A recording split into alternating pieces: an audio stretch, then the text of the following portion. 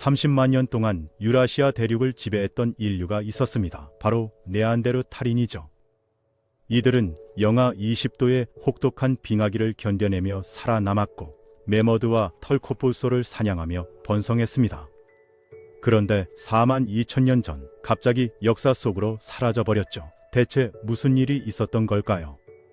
오늘은 네안데르탈인의 흥망성쇠에 대한 이야기를 해보겠습니다. 19세기 처음 화석이 발견됐을 때 학자들은 이들을 원시적인 유인원 정도로 생각했습니다. 구부정한 자세로 동굴에서 기어다니는 야만인 같은 모습으로 그려졌죠. 하지만 수십 년간의 연구 끝에 놀라운 사실이 밝혀졌습니다. 이들은 우리가 상상했던 것보다 훨씬 더 지능적이고 조직적인 존재였던 거죠. 네안데르탈인이 살았던 빙하기 유럽은 지옥 그 자체였습니다. 기온은 영하 20도까지 떨어졌고 해수면은 지금보다 100m 이상 낮았죠. 지금의 영국 해협이나 발트해는 존재하지 않았고 그저 끝없는 얼어붙은 평원만이 펼쳐져 있었습니다. 매서운 바람이 불어닥치는 툰드라 지대에서 나무 한 그루 제대로 자라지 않는 황무지에서 살아남아야 했던 거죠. 이런 환경에서 30만 년을 버텼다는 게 믿어지시나요? 런던 자연사 박물관의 고인류학 연구에 따르면 네안데르탈인의 신체는 추위에 완벽하게 적응했다고 합니다. 특히 얼굴 구조가 독특한데요. 코가 유난히 크고 앞으로 튀어나왔습니다. 이게 그냥 생긴 게 아니에요. 일종의 생물학적 난방 장치였던 겁니다. 영하 20도의 얼어붙은 공기를 들이마실 때 큰 코 안에서 데우고 습기를 더해서 폐로 보내는 거죠. 그렇지 않으면 폐가 얼어붙어 죽을 수도 있었으니까요. 거대한 폐와 통 모양의 가슴도 같은 이유입니다. 체온을 유지하려면 엄청난 양의 산소가 필요했고 그래서 다른 인류보다 훨씬 많은 공기를 들이마셔야 했던 거죠. 네안데르탈인의 몸은 말 그대로 생존 기계였습니다. 그런데 네안데르탈인의 진짜 무기는 따로 있었습니다. 바로 도구를 만드는 기술이었죠. 이들이 개발한 르발루아 기법은 당시로서는 혁명적인 기술이었습니다. 돌덩이를 보고 그 안에 숨어있는 날카로운 조각을 미리 예측한 다음 정확한 위치를 때려서 떼어내는 방식이었는데요. 한번 익히려면 수년간의 연습이 필요했다고 합니다. 고고학자들이 실험해본 결과 놀라운 사실이 드러났습니다. 숙련된 장인이 만든 석기와 초보자가 만든 석기는 확연히 달랐던 거죠. 날카로움은 물론이고 효율성도 차원이 달랐습니다. 이는 네안데르탈인 사회에 체계적인 교육 시스템이 있었다는 뜻입니다. 아버지가 아들에게, 장인이 젊은이에게 몇 년에 걸쳐 기술을 전수했던 겁니다. 이건 단순한 본능이 아니라 문화였던 거죠. 이렇게 만든 날카로운 석기로 이들은 창끝을 만들었고 그 창으로 거대한 짐승을 사냥했습니다. 메머드, 털코뿔소, 야생소, 이들은 모두 2m가 넘는 거대한 동물이었는데요. 한 마리만 잡아도 수십 명이 며칠은 먹을 수 있었습니다. 하지만 사냥은 목숨을 건 도박이었죠. 잘못하면 짓밟혀 죽거나 뿔에 찔려 죽을 수 있었으니까요. 그렇다면 네안데르탈인은 어떻게 이런 괴물들을 잡을 수 있었을까요?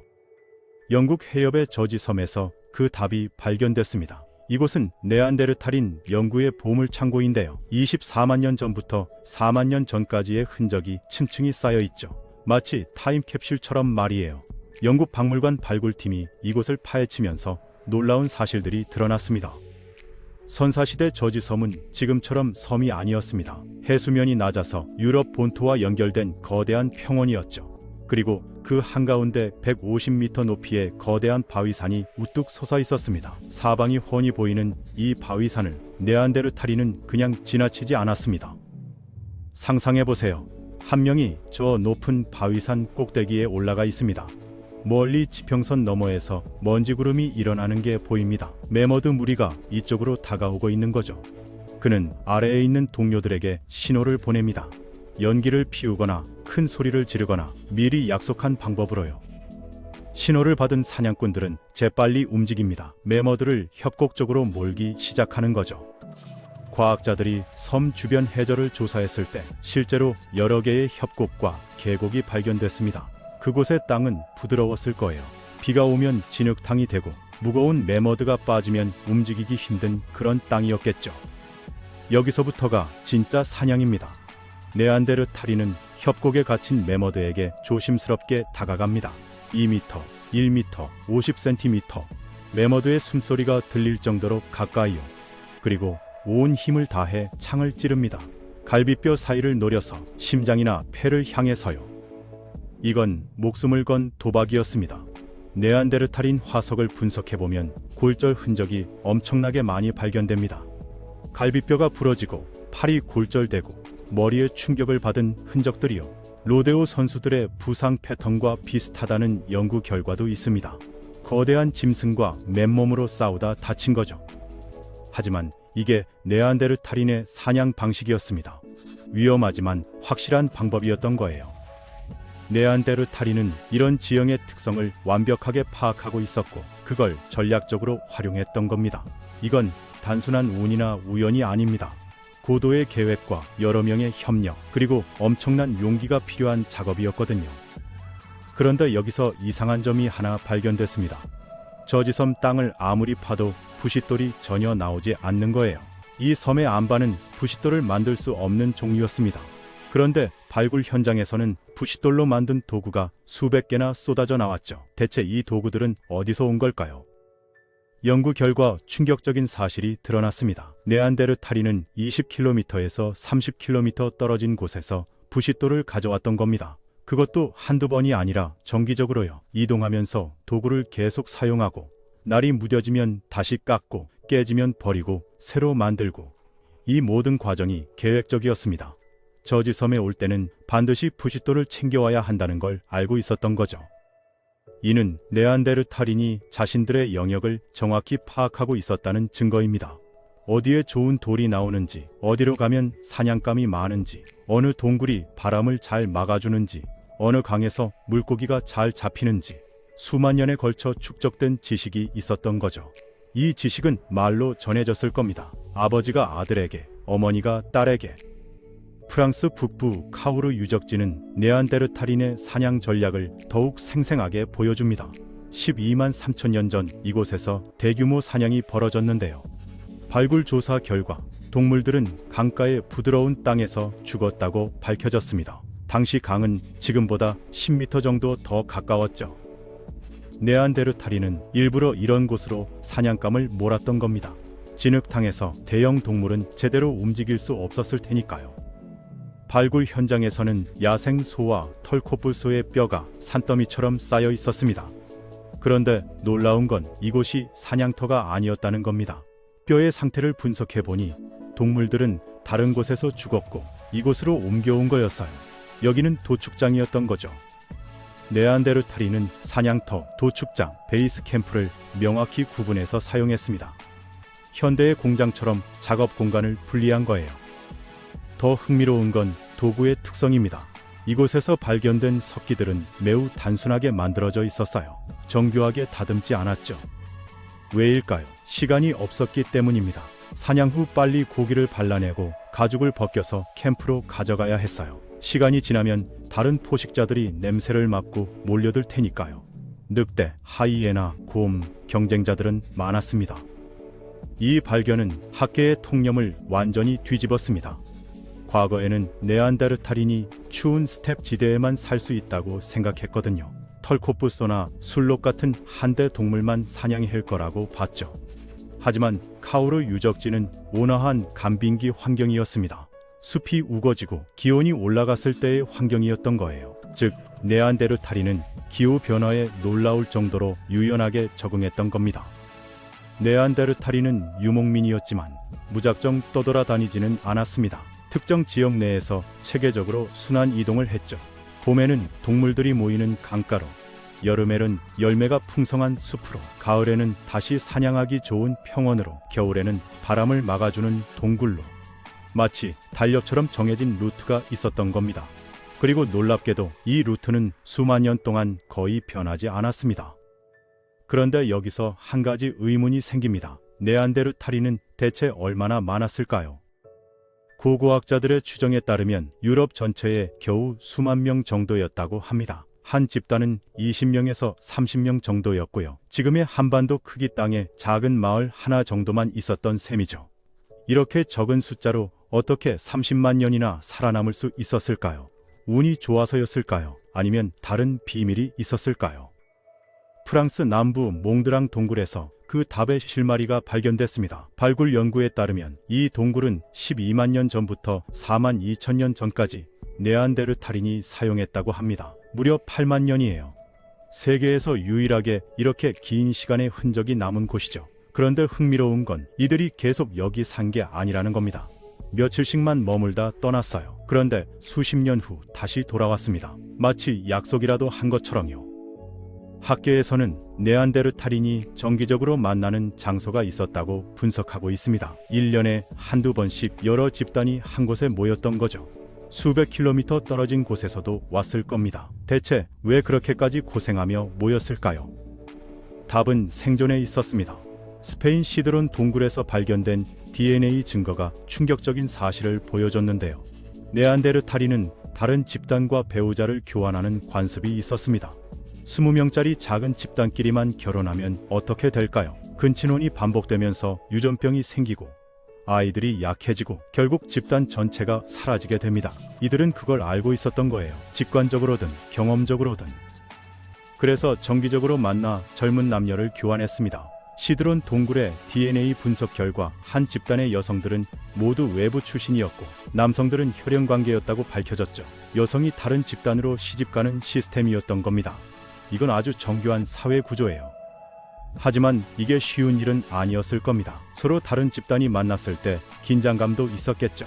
자칫하면 싸움이 날 수도 있었을 테니까요. 그렇다면 어떻게 평화로운 만남을 유지했을까요? 의사소통이 필수였을 겁니다. 더 놀라운 증거도 있습니다. 몽드랑 동굴에서 300km 이상 떨어진 곳에 부싯돌이 발견됐거든요. 한 집단이 1년 동안 300km를 이동하는 건 현실적으로 어렵습니다. 결국 여러 집단이 만나서 물건을 교환했다는 뜻이죠. A 집단에서 B 집단으로, B 집단에서 C 집단으로 이런 식의 네트워크가 있었던 겁니다. 물건을 교환하고 배우자를 교환하고 정보를 교환하고 이 모든 게 가능하려면 소통이 필수입니다. 그렇다면 네안데르탈인에게 언어가 있었을까요? 레딩 대학의 고고학 연구에서는 매머드 같은 대형 동물을 사냥하려면 복잡한 계획이 필요했을 거라고 분석합니다. 누가 어디서 기다리고, 누가 몰고, 누가 창을 던지고, 누가 마무리를 짓고 최소한 10명 이상이 정확한 타이밍에 움직여야 했죠. 말이나 신호 없이 이게 가능했을까요? 과학자들이 네안데르탈인의 목뼈와 두개골을 분석한 결과 이들은 말할 수 있는 신체 구조를 가지고 있었습니다. 성대의 위치가 약간 높아서 목소리 톤이 우리보다 조금 높았을 거라고 추정되지만 기본적으로 발성이 가능했던 거죠. 귓속뼈도 우리와 비슷한 주파수를 들을 수 있게 진화했고요. 즉 말하고 들을 수 있는 하드웨어는 갖춰져 있었던 겁니다. 하지만 학계에서는 한 가지 의문을 제기하고 있습니다. 네안데르탈인이 우리처럼 복잡한 문법 구조를 가진 언어를 사용했을까요? 과거형, 미래형, 가정법 같은 문법이 있었을까요? 이 부분은 아직도 논쟁 중입니다. 증거가 부족하거든요. 일부 연구자들은 음악과 리듬의 중요성을 강조합니다. 들소를 사냥할 때를 생각해보세요. 당신이 창을 던질 때 옆 사람이 정확한 타이밍에 같이 던져야 합니다. 0.1초만 틀려도 들소가 방향을 바꿔서 당신을 들이받을 수 있죠. 복잡한 문법 없이 어떻게 이 타이밍을 맞출 수 있을까요? 함께 노래하고 춤추는 겁니다. 같은 리듬을 공유하고 같은 호흡으로 움직이는 거죠. 사냥 전에 의식을 치르면서 타이밍을 몸에 각인시키는 겁니다. 실제로 전 세계 수렵 채집 부족들을 보면 사냥 전에 함께 노래하고 춤추는 의식을 치릅니다. 아프리카의 부시맨, 아마존의 부족들, 호주의 원주민들 모두 비슷한 패턴을 보이죠. 네안데르탈인도 그랬을 가능성이 높습니다. 네안데르탈인에게 문화가 있었을까요? 예술이 있었을까요? 저지섬 라코트 동굴에서 발견된 뼈 더미는 학계에 큰 논란을 불러일으켰습니다. 매머드와 털코프소 뼈를 엄청나게 쌓아 올렸는데 그냥 버린 게 아니었어요. 매머드 두개골을 바깥쪽에 규칙적으로 배치하고 갈비뼈를 땅에 수직으로 세워서 울타리처럼 만들었습니다. 심지어 갈비뼈를 두개골에 관통시켜 박아넣기까지 했죠. 왜 이렇게까지 했을까요? 연구자들은 이것이 단순한 쓰레기 처리가 아니라고 분석합니다. 뭔가를 만들고 있었던 거죠. 상징적 의미가 있었는지는 알 수 없지만 분명 자신들의 흔적을 남기려 했던 겁니다. 기능적 필요를 넘어선 행위였던 거예요. 더 놀라운 발견은 프랑스 브리넬 동굴에서 나왔습니다. 입구에서 300m 떨어진 깊은 어둠 속에 종유석을 부러뜨려 만든 원형 구조물이 있었는데요. 연대 측정 결과 17만 5천 년 전 것으로 밝혀졌죠. 현재까지 알려진 것 중 가장 오래된 인간의 구조물 중 하나입니다. 문제는 이 구조물의 용도를 전혀 알 수 없다는 겁니다. 집이 될 수도 없어요. 햇빛도 안 들고 너무 깊숙한 곳이니까요. 무덤도 아니고 창고도 아니죠. 그냥 만든 겁니다. 여러 명이 협력해서 무거운 종유석을 부러뜨리고 어둠 속에서 손으로 더듬어가며 배치했어요. 횃불을 들고 수백 미터를 들어가서요. 왜 그랬을까요? 우리는 영원히 알 수 없을지도 모릅니다. 하지만 회의적인 시각도 있습니다. 프랑스 고고학계 일각에서는 결정적인 차이점을 지적하고 있죠. 초기 호모 사피엔스는 죽인 동물의 이빨이나 조개 껍데기에 구멍을 뚫어 목걸이를 만들었습니다. 몸에 장식을 하고 옷에 무늬를 넣고 얼굴에 색을 칠했죠. 하지만 네안데르탈인 유적지에서는 체계적인 장신구 문화가 거의 발견되지 않았습니다. 수만 개의 유물을 검토했는데도요. 인간은 장신구로 자신을 표현합니다. 이 목걸이는 내가 용감한 사냥꾼이라는 표시고, 이 깃털은 내가 부족의 리더라는 표시고, 이 그림은 우리 부족의 상징이죠. 자기 정체성을 드러내고 싶어 하는 게 인간의 본능입니다. 하지만 네안데르탈인은 그렇게 하지 않았던 것 같습니다. 적어도 현대 인류만큼은 아니었죠. 이게 결정적인 차이일 수 있다는 분석입니다.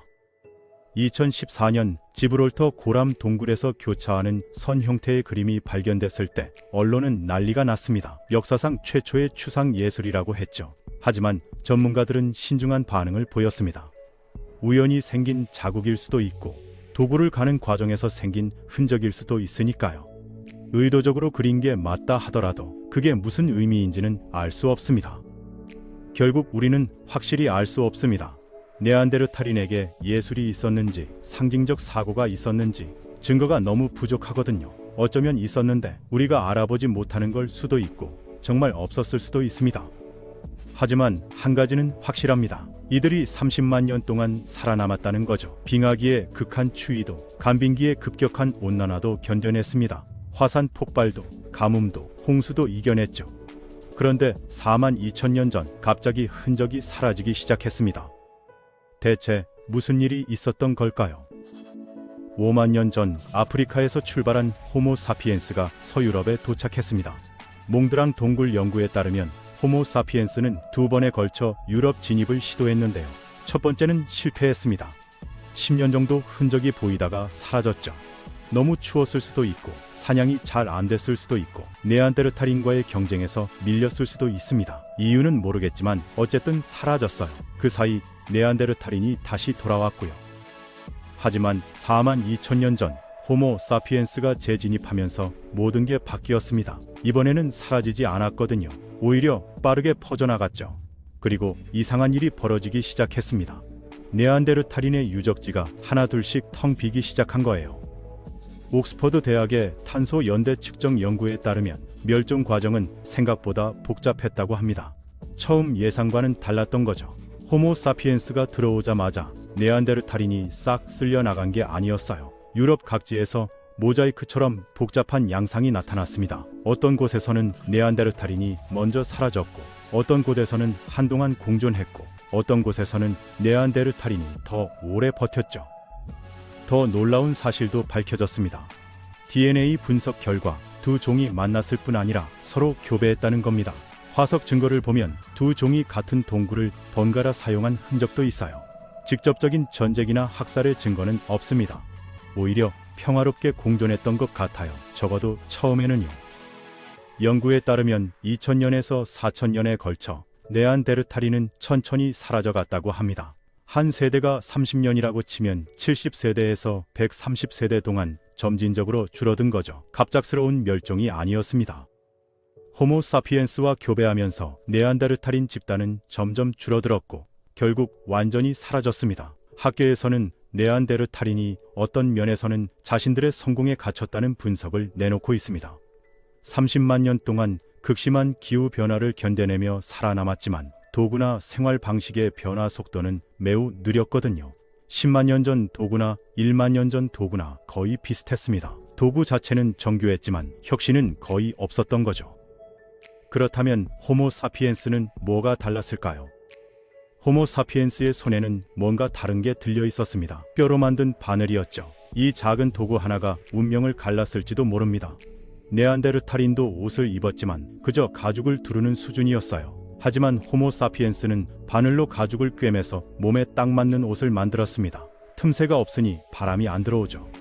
영하 20도의 추위에서 이 차이는 생사를 가를 수 있었습니다. 사냥 기술도 달랐습니다. 호모 사피엔스는 투창기라는 도구를 개발했는데요. 창을 손으로 던지는 게 아니라 막대기에 걸어서 던지는 방식이었죠. 지렛대 원리로 더 멀리, 더 강하게 던질 수 있었습니다. 네안데르탈인의 사냥이 주로 근접전 중심이었다면 호모 사피엔스는 안전한 거리에서 사냥할 수 있었던 거죠. 부상 위험이 훨씬 적었습니다. 사회 조직도 달랐습니다. 네안데르탈인은 20명에서 30명 단위로 움직였지만 호모 사피엔스는 더 큰 네트워크를 이뤘습니다. 여러 가족이 느슨하게 연합하고 필요할 때 협력하고 정보를 더 빠르게 공유했죠. 한 집단이 좋은 사냥터를 발견하면 그 정보가 빠르게 퍼졌습니다. 무엇보다 혁신의 속도가 달랐습니다. 호모 사피엔스는 끊임없이 새로운 걸 시도했어요. 누군가 좋은 아이디어를 내면 언어를 통해 빠르게 퍼뜨렸고 다른 집단과 만났을 때 새로운 기술을 교환했죠. 1만 년 전 도구와 5천 년 전 도구는 확연히 달랐습니다. 인구수도 중요했습니다. 네안데르탈인이 유럽 전역에 수몇 명뿐이었다면 호모 사피엔스는 아프리카, 중동에서 계속 밀려들어왔습니다. 숫자의 우위는 장기적으로는 결정적이었죠. 가장 유력한 가설은 여러 요인이 복합적으로 작용했다는 겁니다. 기후 변화로 네안데르탈인의 수가 줄어들고 있었는데 그때 호모 사피엔스가 나타났습니다. 같은 사냥터를 놓고 경쟁하면서 네안데르탈인은 점점 밀려났죠. 기아, 질병, 낮은 출산율, 여러 문제가 겹쳤을 겁니다. 그리고 서서히 흡수됐습니다. 네안데르탈인 여성이 호모 사피엔스 남성과 결혼하고 그 자손은 호모 사피엔스 집단에 흡수됐죠. 세대가 거듭될수록 순수한 네안데르탈인은 줄어들고 혼혈만 남게 된 겁니다. 결국 네안데르탈인이라는 종은 사라졌지만 그들의 유전자는 우리 안에 살아남았습니다. 실제로 현대인의 DNA를 분석하면 1%에서 4% 정도가 네안데르탈인 유전자입니다. 특히 면역 체계와 관련된 유전자가 많죠. 네안데르탈인이 유럽에서 수십만 년 살면서 적응한 질병 저항력을 우리가 물려받은 겁니다. 피부색, 머리카락 형태, 고지대 적응 능력, 이런 것들도 네안데르탈인에게서 왔을 가능성이 높습니다. 흥미로운 건 지역에 따라 네안데르탈인 DNA 비율이 다르다는 겁니다. 동아시아인이 유럽인보다 약간 더 많은 네안데르탈인 유전자를 갖고 있거든요. 이는 호모 사피엔스가 유럽과 아시아로 퍼져나가면서 각기 다른 네안데르탈인 집단과 만났다는 뜻이죠. 네안데르탈인에게서 물려받은 유전자 중 일부는 도움이 됩니다. 하지만 문제가 되는 것도 있어요. E형 당뇨병, 크론병, 우울증 같은 질환과 연관된 네안데르탈인 유전자도 발견됐거든요.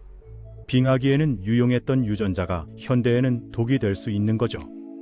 결국 네안데르탈인은 완전히 사라진 게 아닙니다. 우리 안에 살아있죠.